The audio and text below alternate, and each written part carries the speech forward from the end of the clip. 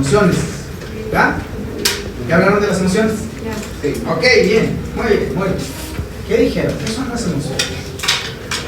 Es la que nos va a acercar más personas, porque resulta de que en el grupo de la gente, ustedes agarran un grupo de personas, esa sería buen estudio cualitativo, que muchas de esas personas van a decir que los psicólogos somos los que sabemos sobre las emociones. Bien, emociones, venga. Es un proceso adaptativo. ¿Eh? Es un proceso adaptativo. Ok, un proceso adaptativo. ¿Adaptativo de qué manera? Pues ¿Cuándo? es anterior a la conciencia. Un proceso adaptativo anterior a la conciencia. Ok, bien. ¿Qué más? Es una reacción a un estímulo externo Ok. que también está más relacionado a un proceso fisiológico que a un proceso cognitivo. Ok, va. Ya no vamos mal. ¿Qué más? ¿Qué más? ¿Qué más? Se encargan de activar y dirigir la conducta. Ok, activan y dirigen la conducta. Hay una palabra que me está faltando en lo que están ustedes diciendo. Vamos a ver, entonces ustedes parten de que toda emoción viene generada a través de un estímulo. Okay. ¿Los estímulos serían siempre externos? No necesariamente, ¿verdad? Un estímulo puede ser perfectamente, ¿vale?, una idea de, o una palabra de, o algo que surge dentro de. Incluso podría ser un estado fisiológico. Por ejemplo, imagínense, me empieza a doler el estómago, ¿vale?, y eso es un estímulo interno, ¿vale? Digo, es que se me hace que lo que pasa es que me estoy sintiendo de tal manera, ¿vale? Me siento de tal manera, entonces ahí estaría esa otra bloca que vamos a tener, ¿vale? Con el nombre que le damos, o cómo vamos nombrando las emociones. Eso es una bronca, pero me sigue faltando una palabra que es básica y fundamental en las emociones. Adaptarse Para sobrevivir. Eso justo, ¿vale? La supervivencia, el sobrevivir, ¿sí? En las emociones tenemos que tener en claro que pareciera que en principio la supervivencia o el sobrevivir es lo que condiciona que se aparezcan esas cosas. O sea, no puedes acceder, ¿vale? Y de hecho sería lo más desadaptado que no mostraras una emoción, porque entonces te pondrías en riesgo. Porque cuando hay un sonido fuerte, es más probable que te vayas a retirar para sobrevivir. Y si ese sonido se sigue manteniendo, entonces va a generarse como una experiencia. Y esa experiencia podrá quedar enmarcada como una emoción. Bien, ok, vamos bien hasta ahí. Me alegra saber que ustedes trabajaron bien en la cuestión de las emociones. Los de ayer se me quedaban dormidos, se quedaban así como emociones. Y yo sabía que ya las habían visto, porque ustedes piensan que no nos damos cuenta de lo que ven en otras materias. Pues claro que sabemos, porque pues luego es parte de ver que van. Vamos a ver, ¿cuántas, o más bien, qué modelos conocen de emociones? Porque ahí tendríamos que enseñarnos a modelos. Y me supongo que ustedes en la emoción sí checaron que en principio se decía, pues ¿qué llegó primero, no? O sea, me doy cuenta que tengo una emoción cuando hay una activación fisiológica, o primero empieza la emoción y luego eso me genera una activación fisiológica, teorías de James y Lange y todas esas cosas, ¿vale? Pero bien, ¿qué modelos de emociones vieron? Las adaptativas. Ok, bien, pero adaptativas, ¿y cómo las denominaron? O sea, ¿qué emociones pudieron decir? Ah, bueno, pues las emociones básicas serían tal y tal y tal y tal, o las emociones estarían tal y tal y tal y tal, o eso, a ver por acá. las de Plutchik, que eran el temor. Ok. La rueda de Plutchik. Yo pienso que la rueda de Plutchik es la que nos ayuda un poquito a ver mejor y a aclararnos mejor cómo van pasando y cómo se amplía la gama para poder denominar las emociones. Sí, es muy condicionante cómo llamamos a las cosas. Por eso esta estaría aquí, esta diapositiva. Porque como Homo sapiens sapiens, lo diferencial fue que generamos un sistema de signos y luego se convirtió en el lenguaje, ¿verdad? Eso se convirtió en el lenguaje. Entonces, al convertirse en lenguaje, le empezamos a llamar a las cosas de un modo diferente. Pero vamos a ver, en esto, muchas de las personas, a lo mejor, si tú agarras un grupo así, agarras la rueda de coche, vamos a poner que agarras la rueda de coche, y le dices a las personas, a ver, dime todas las emociones que conozcas. Tristeza y enojo, digo que salen. ¿Sale? Y a lo mejor las de intensamente van a salir. Entonces, no, esto paga todo. Pero, por ejemplo, cosas como melancolía, aceptación, nostalgia, a lo mejor están un poco más bajas. Porque pareciera que las personas no las reconocemos como tal. Al menos en principio. No pareciera que las tenemos denominadas. Siempre ayúdese de la rueda de Plutchik, que a lo mejor es de los modelos quizás más funcionales. No es el último, también hay más propuestas. De hecho, para el estudio de las emociones hay un montón de cosas. Van a encontrar hasta la inteligencia emocional y esas cosas y demás. Hay que tenerlas en cuenta. Fuera de si nos gusten o no, fuera de si nos parezcan útiles o no. Porque hay personas a las que eso no les parezca útil. Ahora quien diga, no, la rueda de Plutchik es un cuento, ¿qué tal? A mí lo que me gusta de la rueda de Plutchik es que las emociones que son antónimas están una contra la otra, o sea, no quedan las dos juntas, quedan en sentidos opuestos. Y eso es de utilidad. De hecho, Plutchik marca en el centro 8, ¿verdad? 8 emociones básicas. De mayor intensidad conforme se acercan al centro, de menor intensidad conforme se van alejando del centro. Y las combinaciones entre aspectos de una de estas dan también otra conducta. Se pueden notar. Es buen ejercicio cuando usted imprime una rueda de Plutchik, o ya ven que se la pone como una flor. Y si a lo largo del día o a lo largo de una semana usted dice, a ver, ¿a cuáles accedí en esta semana?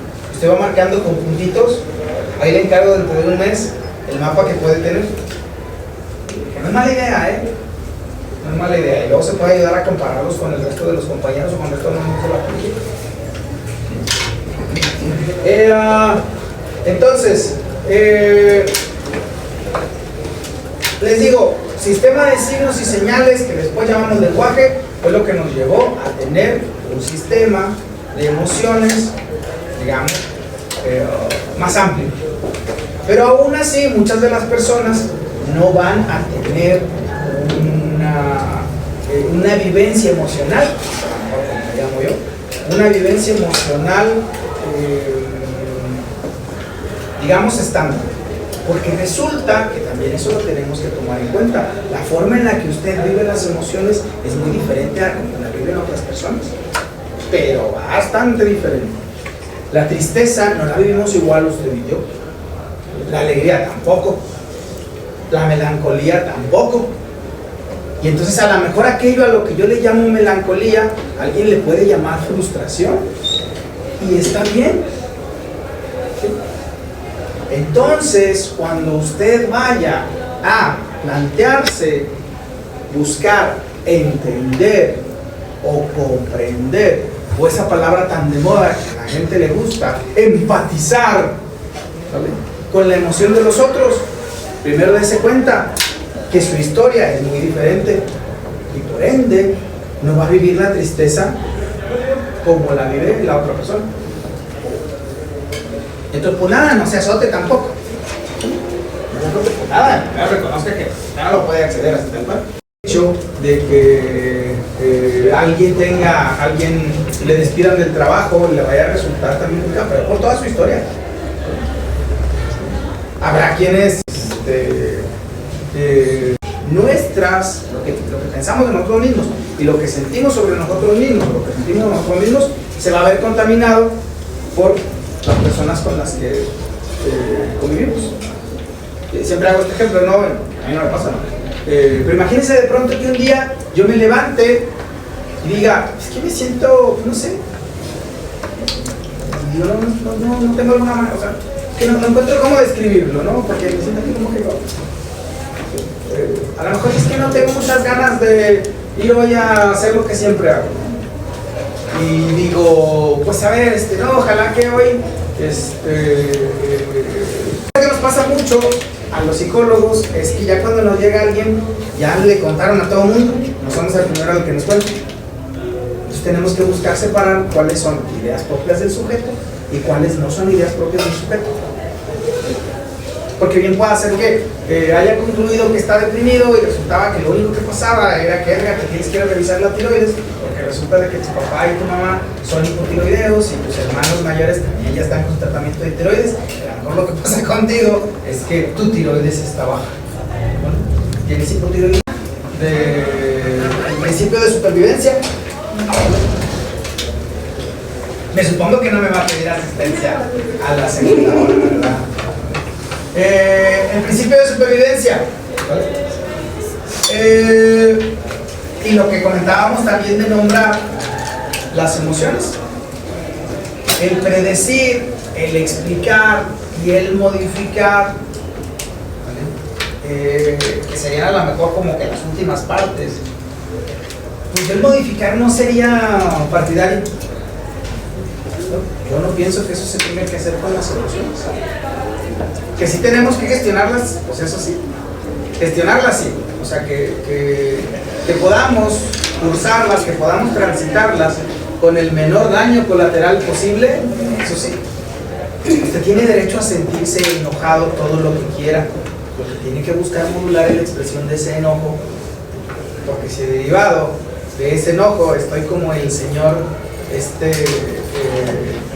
que detienen a su hija en la tele. ¿Cuál sigue ese video? Ah, sí, sí.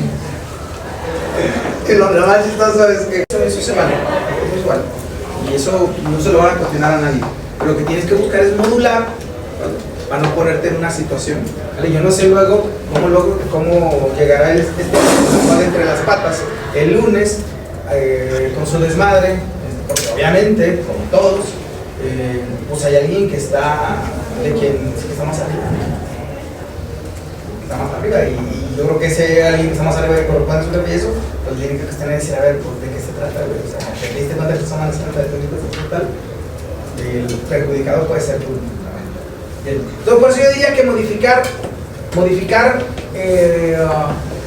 cómo se ven las emociones, más bien, modificar las emociones no, pero sí el gestionar para que las transites con el menor daño colateral posible. ¿Vamos bien hasta ahí? Y a todo esto, y regresando al cerebro,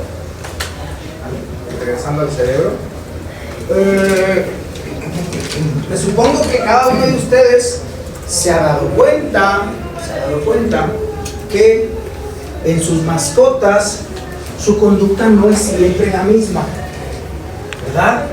No es siempre la misma, no es una conducta, y se darán cuenta que tanto su gato, su perro, incluso si tiene aves, sus aves, ¿vale? Su conducta varía y pareciera que muestran cosas muy similares de lo que nosotros entendemos como emociones. Y sí, efectivamente, cuando usted llega y su perro empieza a buscar para jugar, o empieza a mover la cola, o empieza a buscarle, o su gato va y se le pega, ¿vale? Haciendo ronroneos, se da cuenta que es algo más o menos equiparable a lo que nosotros llamamos emociones, ¿Qué es lo único que pasa? Que pues no las podemos compartir porque no tenemos un sistema de signos, de lenguaje. Por eso me gusta uno. Miren, cada uno de los perros tiene una personalidad incluso. Tiene una personalidad, tiene una serie de comportamientos a pesar de ardilla, ardilla, ardilla, a pesar de eso. Entonces, si compartimos, sobre todo con los mamíferos, compartimos ciertas similitudes, porque a que no saben qué. ¿Se acuerdan cuando en psicobiología platicamos de las amígdalas? Las cerebrales, ¿verdad? ¿Sí se acuerdan dónde estaban? ¿Dónde estaban? ¿Dónde estaban? ¿Dónde estaban las amígdalas? ¿Cuál es la ubicación anatómica de las amígdalas cerebrales? Está en el cerebelo. Sí. En el cerebelo, ¿no? Es al final del Habla de campo. boca. ¿Por acá? No, usted dijo que por acá. ¿Qué será? Cumple una función de supervivencia. Sí, güey, si no hay algo que te alerte, pues te vas a poner en un riesgo de extinguirte. Pues nada, esas alarmas, esas amígdalas estudiadas, yo digo que aquí hay a lo mejor dos grandes grupos que se generan a través de los estudios de Ledoux, Joseph Ledoux, el primero, y de Daniel Goleman. El Goleman, la neta es que no empezó mal, pero ya después le dio el gusto al billuyo y se fue sobre el billuyo, porque luego ya todos los libros de inteligencia emocional y esas cosas y demás ya funcionan más como libros de autoayuda que como no, o sea, es que, pero hay cosas que se pueden recuperar, sí hay cosas que se pueden recuperar. Y en principio, a quien no le pasa así fue a Joseph Ledoux. Ledoux sí se agarra a estudiar los circuitos de la amígdala con el hipocampo y con el resto de zonas de corteza, sobre todo con todo el sistema límbico. Importantes para las emociones son las amígdalas y la corteza límbica.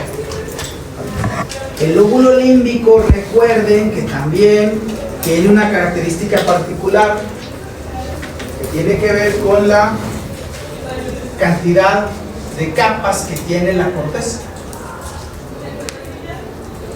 Mientras que parietal, frontal, temporal y occipital tienen en su mayoría 6 capas, o sea, son neocorteza. El hipocampo, las zonas del lóbulo límbico tienden a ser alocorteza. Puede ser que se encuentren por ahí en alguna de las curiosidades del internet un libro que se llama El cerebro primitivo. No me acuerdo, la neta. El cerebro primitivo. Y se refiere básicamente a esas zonas. Recuerden que en otras especies de mamíferos no van a tener una corteza de 6 capas, van a tener una corteza de menos de 6 capas, más tendiente a una alocorteza, y eso parece que condiciona la manera en la que interactúan con los estímulos en el medio, aun y cuando pueden mantenerse adaptados. ¿Vamos bien hasta ahí?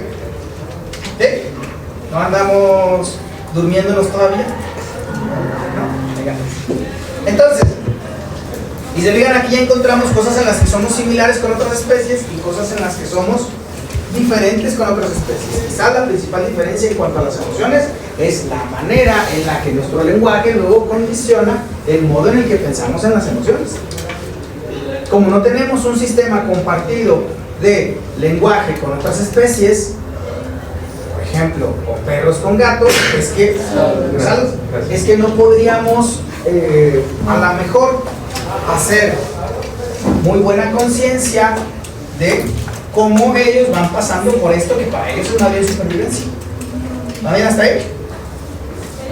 Bien. Entonces, ¿qué partes todavía de las emociones quedan desconocidas? Pues unas cuantas. Pero lo que lo hace complejo es que la vivencia de las emociones, al menos no tenemos, por ejemplo, como pasa con otros órganos. Yo sé que si pongo, por ejemplo, una mayor cantidad de ácido clorhídrico en un sistema gastrointestinal, voy a tener una descomposición del bolo alimenticio, de lo que nos dedicamos nosotros, pues no. Por eso llevarnos un modelo biomédico a la psicología no tiene muy buenas salidas. A últimas fechas se buscan desde patologizar un grupo de conductas. Por ejemplo, me va a tocar, me invitaron de la Facultad de Trabajo Social, divergentes, porque resulta de que el cerebro, ¿vale? No vamos a encontrar dos cerebros que funcionen exactamente igual. No los vamos a encontrar.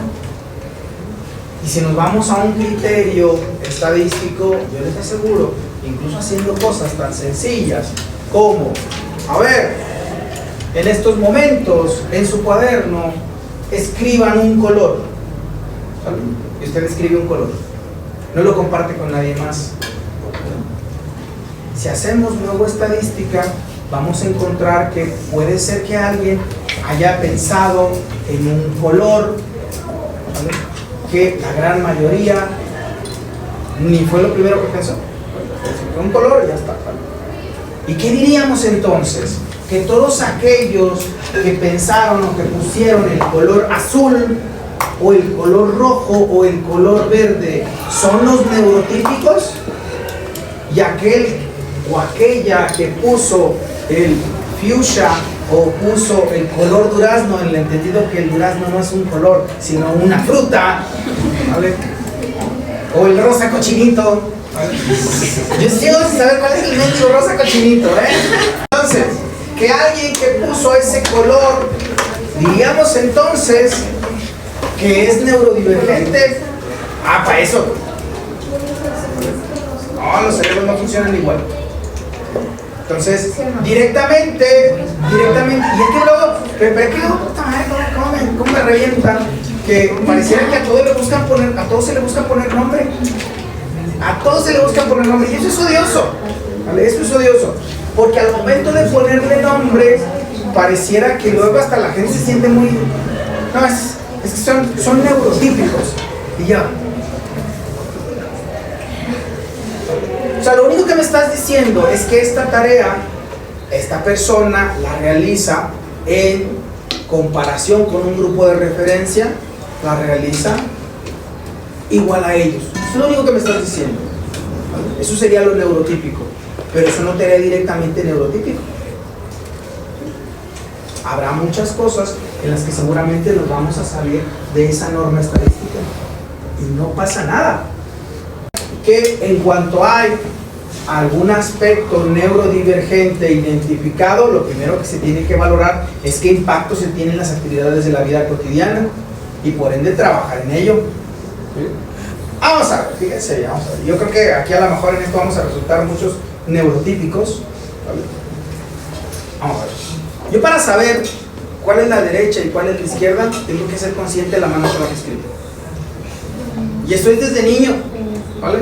Y yo estoy seguro que si pido que levanten la mano quien hace lo mismo, van a ser unos cuantos. Van a ser problemas atencionales seguramente, o dificultades atencionales, pero ¿qué tan relevantes son para lo que hago? Yo no me dedico a hacer cosas de números, y en los tiempos en los que yo era estudiante la personalidad era todo prácticamente, ¿no? O sea, es que tienes una personalidad de tal forma, es que eres extrovertido, es que eres introvertido, es que eres... Y todo eso se enmarcaba en la personalidad.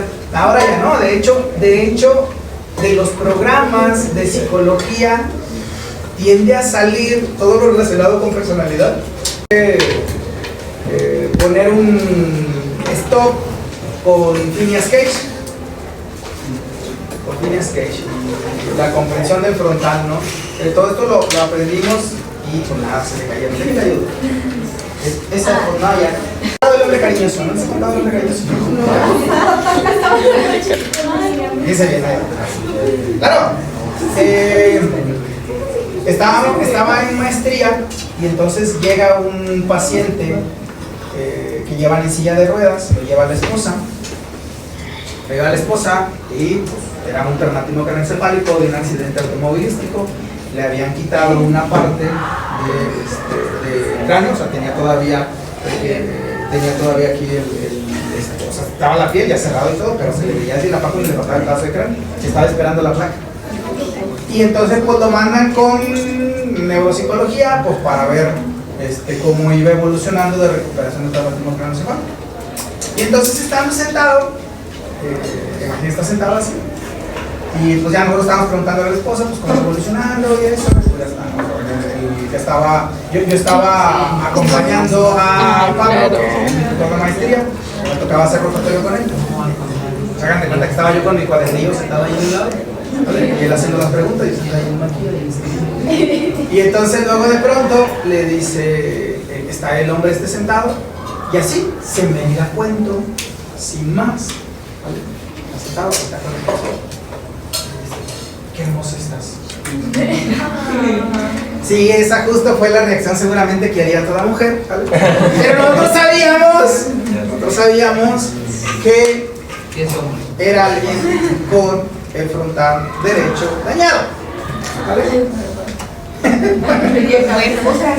no vayan a agarrar a cacerolazos al novio de la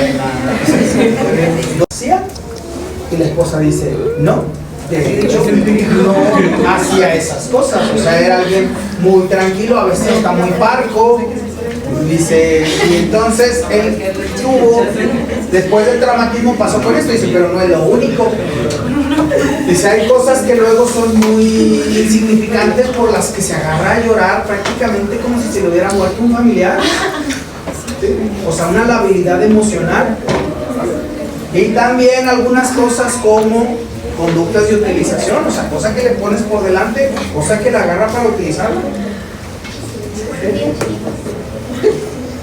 Conducta de utilización. Entonces usted se da cuenta que seguramente, por eso, el frontal es el último en terminar de madurar. Sí, le pones algo por delante y lo toma. No lo inhibe. La habilidad emocional. El adolescente tiende a ser más lábil emocionalmente. Más lábil emocionalmente. O sea, pareciera que es hasta que los frontales llegan a un nivel de maduración y de funcionamiento, de exposición a los estímulos también, que puede tener una mejor gestión de eso que le va pasando. Ayer me preguntaron ayer aquí lado, sobre las personas altamente sensibles. ¿Eso lo han escuchado? Sí. Paz, las paz. Bueno, como padecimiento, no, o sea, pues yo solo como cuando le dicen a alguien que hay. Como característica de, como característica, sí. Y entonces, pero luego, claro, lo que decíamos hace rato, o sea, te buscan dar una característica con la cual luego justificas el resto de tus actos. Ah, es que soy altamente sensible. Sí. Ah, es que soy tal. Ah, es que mi TOC. Ah, es que. Sí, o sea, la mayoría de las veces son personas que no saben. Eso es justo. Sí, eso es justo. O sea, que la mayor parte de las veces, bueno, espérate, pues es que no las estás gestionando, o sea, no estás gestionando de la mejor manera las emociones, o sea, ahí tienes que trabajar. No es tanto de que seas altamente sensible, güey, pues es que estás más en cuanto al control. De hecho, a lo mejor una reducción, si quieren, no muy justa, pero a lo mejor sí clara, de cómo podemos entender lo que Goleman llama inteligencia emocional, es de la siguiente manera. Buscamos que el frontal, ¿vale?, agarre un mayor control de lo que está pasando. O sea, que empiece a razonarse cuando se está teniendo una emoción. ¿Sí? O sea, pareciera que eso es lo que se busca. O sea, cuando se supone que se desarrolla un coeficiente emocional, pues cuando las emociones se gestionan de un modo en el que se transitan, no se inhiben, pero se busca tener a favor en el número de cosas. Sí te puedes sentir muy molesto, pero entonces te enseñas a que el frontal empiece a actuar para que regule tu comportamiento y diga, espérate, güey, sí, me siento muy encabronado con ganas de ponerle un madazo en el hocico a este, pero no me conviene, porque si yo le golpeo y esas lesiones le duran más de 15 días, pues me toca bote. O Esto se los dejo acá, para que no se nos olvide. De las características de la corteza. Acuérdense de las 6 capas de células, que es lo que parece que hace que nuestra experiencia tenga una mayor cantidad de conexiones. Al final aquí terminan siendo conexiones. Vamos a ver, si bien en otras especies vamos a encontrar rasgos que puedan ser recuerdos, incluso episódicos, incluso motores, pareciera que quienes lo embarcamos más como experiencia somos los Homo sapiens. Si usted lo duda, si usted dice, a ver, ¿esto cómo es? Yo le pediría que piense en cualquier objeto y en todas las asociaciones que puede hacer con ese objeto. No solamente se va a quedar con que, por ejemplo, el lápiz sirve para escribir, ¿no? Puede ser que incluso se acuerde o se vaya hasta sus etapas preescolares, o incluso de aquella vez que usted rayó la pared y lo agarraron a nalgadas, ¿vale? O lo regañaron, o los papás le tomaron fotografía y lo siguen manteniendo ahí, o la vez que usted hizo un dibujo en el kinder y ese dibujo sigue todavía pegado en el refrigerador de casa, ya en una hoja que se ve ya está como que ya amarillenta, ya.